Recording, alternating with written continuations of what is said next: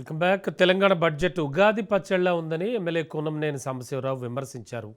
తెలంగాణ పూర్తిగా అప్పుల ఊబిలో మునిగిపోయిందని, 8 లక్షల కోట్ల అప్పులున్నాయి, వీటిని ఎలా తీరుస్తారనేదే ప్రశ్నగా మారిందని తెలిపారు. అందుకే ఈ బడ్జెట్ చేదు తీపిల మిశ్రమం అని చెప్పారు. ఇంటర్ విద్యార్థులకు మధ్యాహ్న భోజనం అందించడం శుభ పరిణామం అని అన్నారు. విద్యా వైద్య కేటాయింపుల్లో ఫెయిల్ అయ్యారని ఆరోపించారు.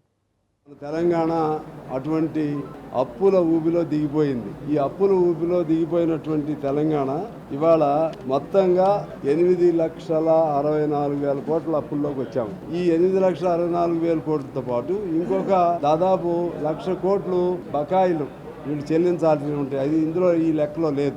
ఇంత డబ్బు ఎలా తీసుకొస్తారు అనేది పెద్ద ప్రాబ్లం.